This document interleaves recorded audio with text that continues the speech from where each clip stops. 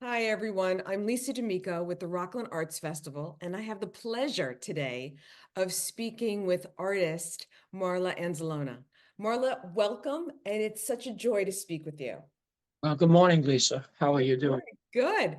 Now, I'm already a fan of your artwork, and I didn't know a lot of things about you. I see your work and I feel like it tells so many different stories, but your roots you have a very interesting beginning in art. So start with your journey from day one. Have you been holding crayons and drawing since you were little, or did this come later? Yes, my mom and dad went to an art school in Manhattan. That's in fact that's actually how they met. So my dad used to draw pictures with me when I was a little kid, and I did have the crayons on the table, and so it probably started when I was about 4 or 5 years old, drawing, and soon after I was painting with oil paints. And yeah, I went to private art school, and before I went to high school, and I went to the High School of Art and Design, and then I went to the College of or School of Visual Arts, and and I've been painting ever since. It's how I express myself and how I sort of get my head together. It's very zen for me. There's definitely something very cathartic about creating art and seeing art. Absolutely. Yes, I think so. Um, uh, it's how I sort of express myself. I don't know, when I get twisted up, that's sort of the only thing is when I'm standing in front of an easel and I'm creating, it just, the world seems to not only go by fast, but make sense for me.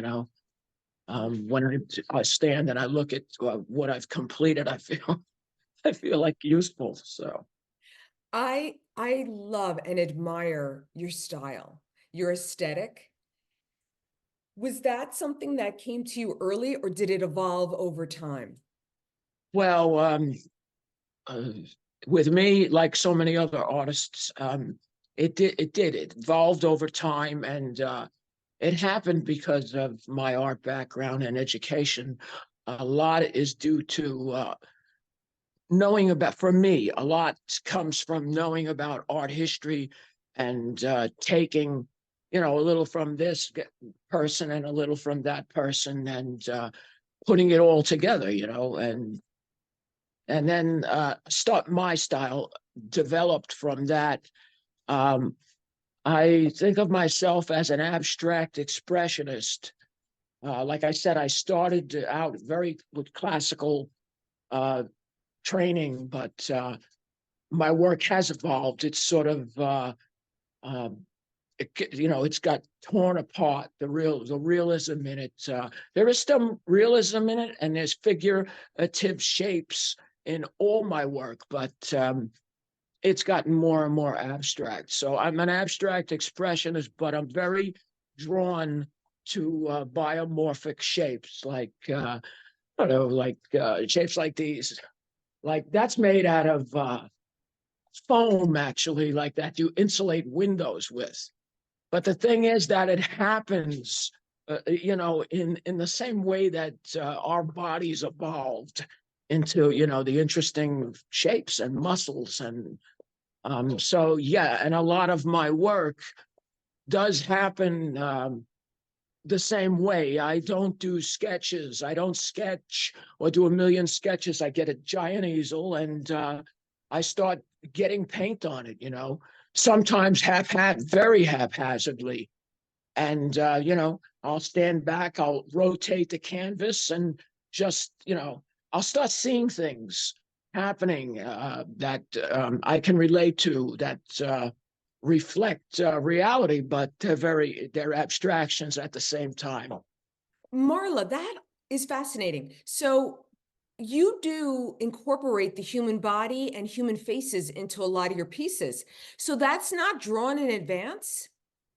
No, it is not drawn in advance. Some of it on some of my pieces, I'm engaged in a battle of pulling away from realism and I'll make something and it will look very real, and then I'll sort of tear it apart to where I don't want it to look too real because I can't compete with a camera.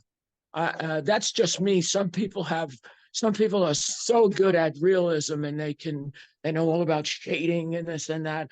My work is more about color and shape, like I said, and I Yeah. just I don't fight it no more. I just let it happen. No, don't fight So it, because what you do is incredible. Now you're in your home right now, which feels like an incredible gallery. yeah, and that's because I need to utilize all my wall space because I have a small home, and I can't get it into my storage because I don't have no room left. So I do hang a lot of my stuff, and I go back into my work too. That's Uh, what I wanted to ask you. You live with your artwork in such an intense way. So you're always seeing it and absorbing it. So you do go back after, in essence, you've completed it to add more. I do. I sort of critique it when I'm laying in bed and I'm looking. We're in my bedroom right now, and it's I first thing I see when I wake up is my work, and it's sort of it brings me back to the time when I painted it, and I'm constantly staring at it and criticizing it and said I should have did this. It comes to a point where I just say I did that a long time ago, and now it's just got to stay. I think that half of the problem with artists is that they don't know when. Some artists don't know when to stop, including me. So knowing when a piece is finished is probably, I would say that it is important for an artist to know that. Marla, your color palette is so identifiable. I'm assuming that this is not intentional. Do you naturally gravitate towards these colors? Well, yeah, I use the colors I got, and I do prefer some colors to other colors. I don't paint with a Rembrandt palette, and that would mean a lot of browns and a lot of yellow ochres. I try to paint and use, I open my palette up more and paint with cobalt colors, and because I love that vibrance in my work. Oh yeah, I can absolutely feel it. So tell me, what inspires you as an artist? Um, well, I sort of reflect, like I said, it's very therapeutic and cathartic for me, and it's a reflection of I've paint my life, and some people have told me that I have an interesting life. I I'm a transsexual woman, and I have that experience to draw from. So I've sort of lived in both genders, and uh, I use that to, like I said, I don't paint that literally or even try, but it does come out in my work. I've had people say that that's very strange. I wouldn't expect that from a woman, and so I have that. Also, too, I'm a retired police officer from the city, from New York City, and I use a lot of experiences, a lot of reds, a lot of blood, and I like to look at my work and make it push it forward constantly. It's constantly evolving, and I draw from a lot of experiences that Marla, I've had. would you please show us a few pieces in your home that mean a lot to you? Sure. Um, uh, if you give me 2 seconds, I can find out how to rotate this camera. Oh, you got it. Okay. So yeah, I can show you that way too. Back up. This piece is a recent piece that I've done, and it's more realistic, obviously, with the shapes. This is called it's the ninth circle of hell. It is spectacular. And then these two pieces here, yeah, again, they're figurative pieces. This was a lying supply figure. This is another figure, but I appreciate that you work in different sizes. yeah, I do. And the technique changes too with size. Obviously, smaller paintings are done quicker. And is it still clear? It My is yeah. that the painting, please tell me more about that larger painting above. This one, Yes.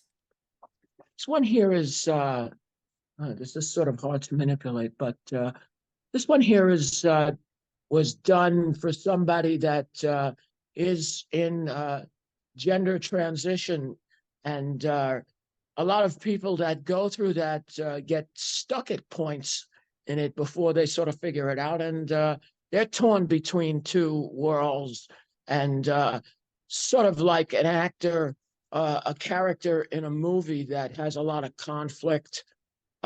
Conflict always makes anything interesting in a book or a film or in a painting, you know.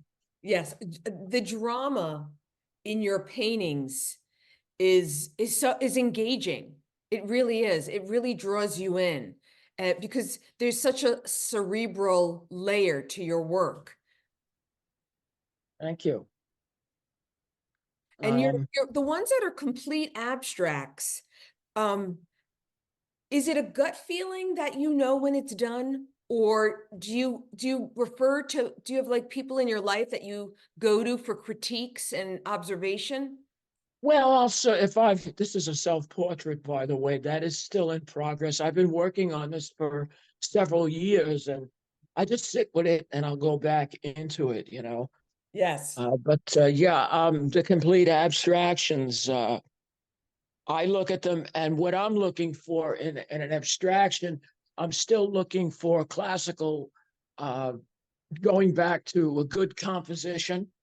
It's got to be a good composition. So, a strong composition, meaning that as I turn the canvas, rotated, it should work in any orientation. You know, I think that that's makes a strong composition. And that's what I sort of look for in my abstractions. Yeah, Uh, I mean, there in your abstractions, I mean, everybody will see something different because everybody comes with a different background to your work. So the interpretation is different, but there's such a movement and there's such a feeling of form in your abstracts that it's just, I almost feel like I see movement when I don't. I like to make the move, and um, movement is important for me as well. Yeah, it's just, it is wonderful. Do you attribute any of your influence to any of your teachers along the way? Oh, yeah, I sure do. I worked with somebody that was started out work as an illustrator.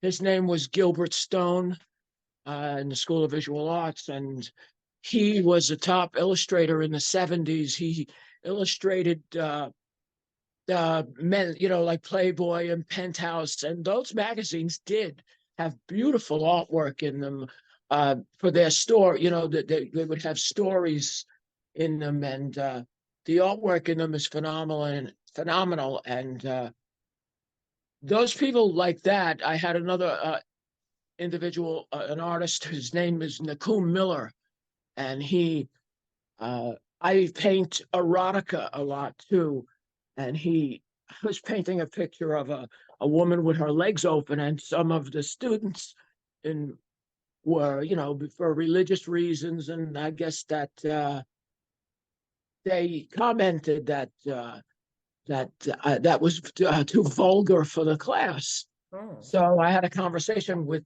my instructor, and he said that erotica does not need to be literal. You can express erotica in with shape and there are other ways to do erotica, and he told me to look at some artists that have successfully pulled that off.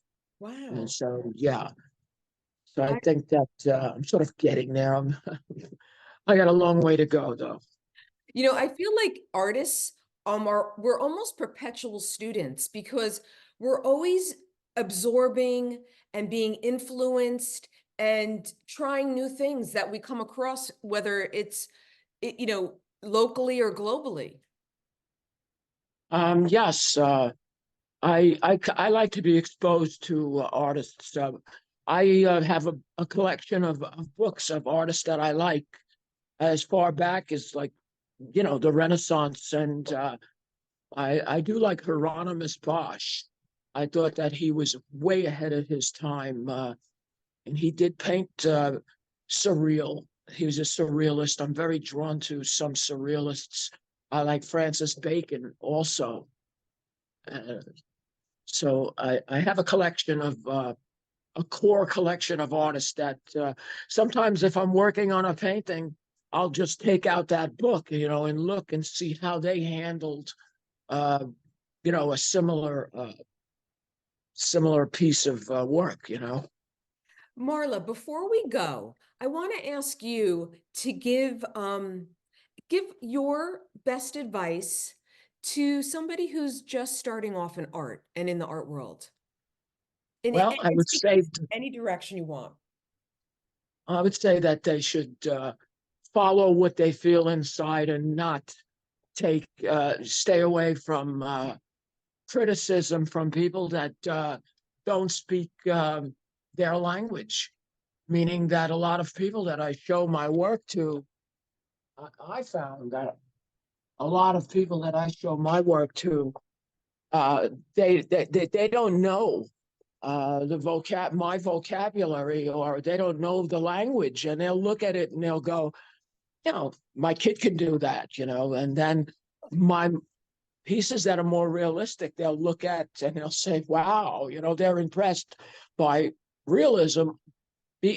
That's because they're seeing it in a language that they can understand. So my advice to anybody starting out should just absorb everything you can, and paint and work in a language that you feel comfortable. Art, you need to have fun while you're painting too. You need to express yourself. You're not painting for anybody else, unless, of course, that you're selling a piece and somebody expects something. But more in fine art, that is not true. Most of the fine artists are painting for themselves, and the appreciation comes later I by agree. others.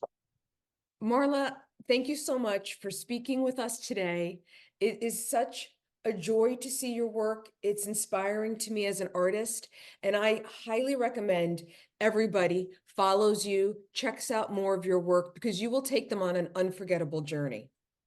Thank you very much for that, and thank you for doing the interview.